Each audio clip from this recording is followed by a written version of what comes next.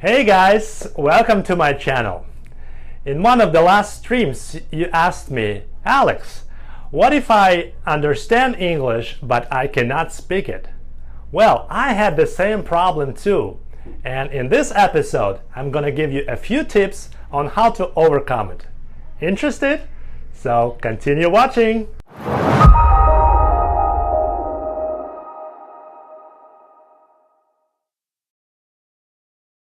One thing you have to understand is that our brain is the magical thing. It accumulates everything you've got in life. So you just need a way to come it out. I'm sure you have times when you are saying to yourself, oh my gosh, I've been learning English for 2 years. I've learned grammar, I've learned vocabulary, I know so many words, but when I'm listening to the English, I cannot speak back. And you know what? I had the same problem too. But the thing is, you've made a lot of progress already. But guess what? You just need a way to practice. And the best practice you could get is by creating a stressful situation. So what kind of stressful situation could you make? Okay, rule number 1. You don't really need to follow it, but at least listen to it. So start a YouTube channel, a video blog. Record yourself on a camera, try to speak English. Yes, it will look awkward. You will have stump words and pauses, but in general, you'll get a benefit of getting more comfortable on the camera, basically speaking to yourself when you are alone in a room. There is nobody else, it's just you and the camera, but you feel the same amount of stress as you are talking to a real human being, because even though you don't publish those videos online, you do it private videos, so you watch only them yourself, but this also gives you an idea how you look at the from the side. So you see where you want to be improved at. It will also bring you the idea of who you think you are and what your real situation is. So recording yourself on a camera is a great way to learn English and create this stressful situation. So rule number 1.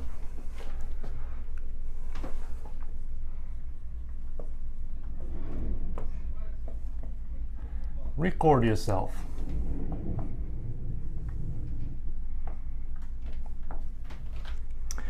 And of course, if your YouTube channel gets popular and you get more and more comfortable speaking English, you could publish it, you could gain more followers and more feedback, and this will be a great way to develop your language skills and personality, especially when people give you feedback, right? They either could give you a praise or they could start hating you. So it is the community worldwide. Everyone understands English pretty much everywhere in the world. Therefore, you're becoming a language of the choice, the international language, and which is a really cool idea. So YouTube is the very interesting possibility for you to how to start speaking a language. Okay, the rule number 2. Try to speak to as many native speakers as possible. Okay, so you need to understand a couple of things. So let's first record rule number 2. Speak to as many people as possible.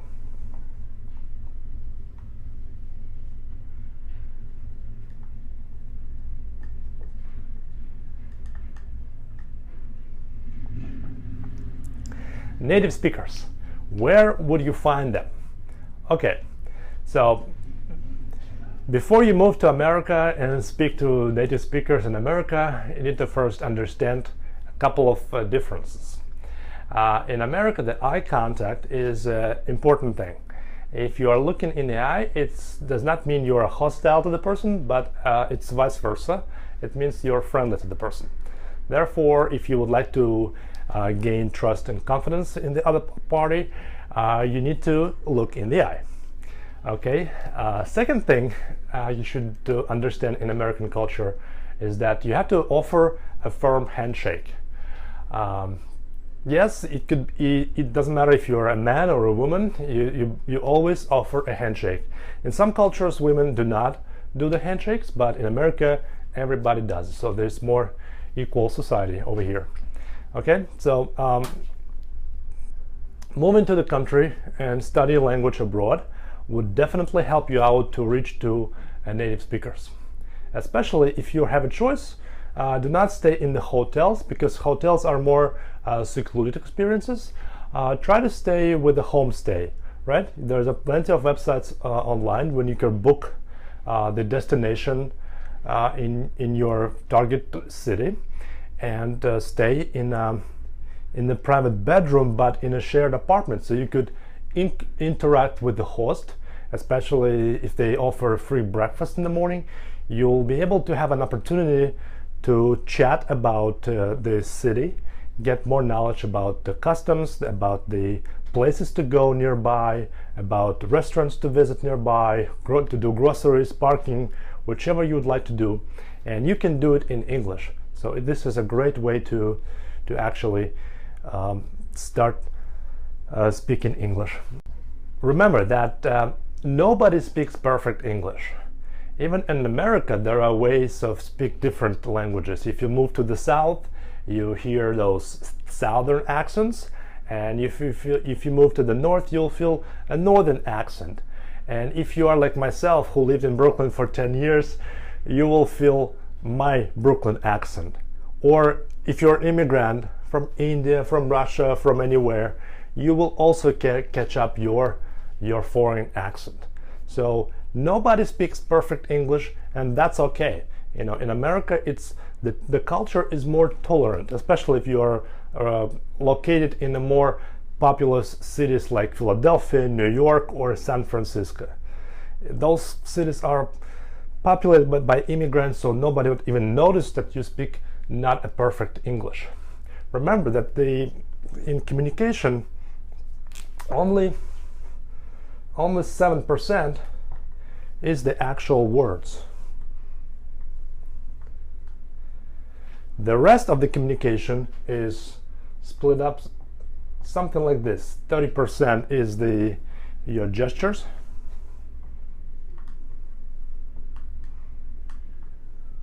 And the remainder of the conversation is, surprise, surprise,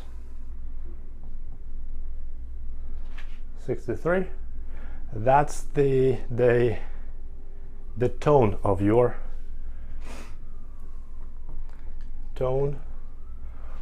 voice.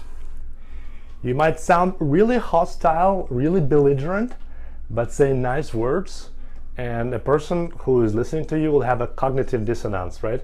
Because this has more preponderance, more influence on the person's understanding of you. So smiling is very important. Handshake is very important, and looking in the eye is absolutely a must thing to do in America if you want to become a great person to conversate with and start speaking English. Now we are up to rule number 3.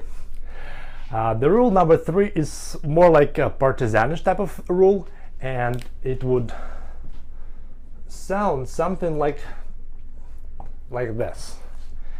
If the company has a toll-free number, and it's say American company, try to call this number and try to speak to the customer service representative.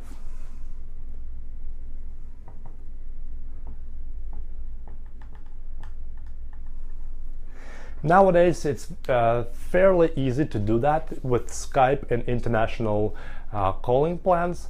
So just pick up the phone, try to call, and listen to the prompts and try to understand what they're trying to tell you, and then ask them your questions.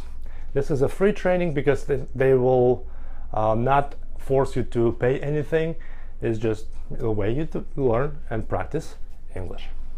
And rule number 4, which is sort of interrelates to with the rule number 3, is that whichever you do and you are a student, you have to have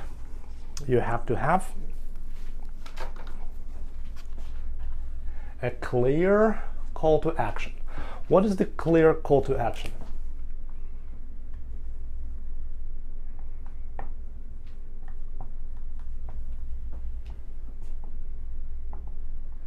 Clear call to action means you take notes before you start calling a company. You take notes of what you would like to say before you start shooting a YouTube video, and you take notes before you start booking or talking to a host internationally ahead of time. So try to have a plan, like this is what I'm going to tell in part A, this is what I'm going to say in part 2, and so on. So you would be prepared and words would sound more natural, and therefore you would less stump on some situations, you would feel less awkward, and also bringing your level of confidence up, right? So you will be able to sound more confident, and therefore it will make your communication easier with the opposing party. So call to action. Whenever you call someone, have something already in mind, like write down the questions on a paper and just read them out loud and try to listen to the feedback and try to act on this. So my advices are not about how to understand English, right? You could probably understand it very well. When I myself was an immigrant, I went to the language school, and at that point I knew language, I knew English, I could read, I could sort of understand the language, but I couldn't really express myself, right? I could really say something basic like thank you, hello, goodbye, but something more complicated was not really getting off my mouth, because the language construction, it's the how to say, it's this is more reflectory process, right? You have to already know the structure of how the sentence should be composed, and this only gains with the practice. And the practice can only be occurring in your brain only with the enough amount of stress. Some students are complaining, you know, why am I in so much stress when I'm in college, when I'm in dormitory, when I'm studying Harvard or any other college? The answer is, if there would be no stress, there would be no incentive for you to actually pick up, open up the book and start learning, right? Started to understanding and comprehending the material and trying to reusing it. That's why it's very important in every college, including Harvard, like they give you the assignment to read the book, and then you have to also explain what the author was saying, what ideas were expressed, and try to bring those ideas into your student life and try to extrapolate something on the next level and how that would be related to your student life and what you would do different. So this is not just the reading, but also understanding and moving forward with these ideas. So it also creates a level of stress. And speaking language is also a stressful way. You know, me speaking right now on the camera is a stressful thing, because I would probably not doing it, right? I would probably sit on my desk and do something else, look at the computer, look at the other videos. But I'm a person who is a content creator, not a content consumer, but I'm now a content creator. And this is a level of stress. And it also helps me to first organize my thoughts, have a clear call to action plan, what I'm going to say you, which rules, rule number 1, 2, 3, and 4, and so on. And this is how you should start learning and speaking the language. And finally, to conclude the video, I would tell you the rule number 5.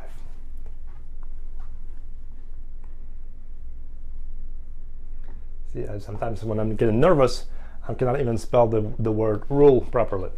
Rule number 5 is the love your accent. Yes, you have to really love your accent, and you have to understand that you might lessen your accent, but you might be also indifferent to your accent. It brings you the level of personality. Let's say I'm a Russian descent, right? And I can speak in a very, very, very, very rough language. And it sort of relates me to a more cartoonish character, like you play in a video game or you see in a movie when like a bad Russian guy becomes like a villain, it chases someone on a car and tries to shoot them. So this is kind of association becomes when I speak with this particular accent myself. I'm sometimes making fun of other people when somebody tries to ask me a question on the street, and you know, people used to tell me when I was trying to tell them the answer, people try to tell me like, "Oh, where are you from? You have an accent," and I became like, first it was okay questions. I was answering like, right, no, I'm from this country, and then it became so repetitive. So people constantly bombard me with this question. But I realized, hey, I'm trying to conceal my heritage. I try to be like a part of the American society. I'm an immigrant, business owner. I don't want to speak with an accent. I want to get rid of it. I want to be like, sound like American. But guess what?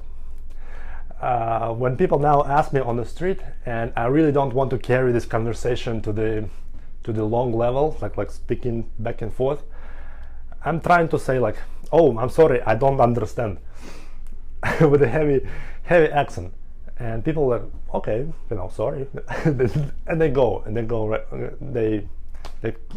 passing by. And I understand that at some point, if I want to maintain my bilingual level, I do speak perfectly in the other language. I do want to keep that language. I read the books. I develop children in that language. I understand that if you spend a lot of time doing other language, your English would suffer, and therefore I understand that I will never be perfect since I'm an immigrant. I came in my 20s, and yeah, that's it. Love your accent, especially in New York City. Everybody speaks like that, so do not worry about it completely. It's even funnier when you speak like this way. It's try to speak with an accent. It will open up new opportunities for you. And now we're reaching the end of this video. I hope you liked this tutorial. I hope I gave you some answers to your questions and gave you some ideas on how to start speaking English. And yes, thank you so much for watching this tutorial.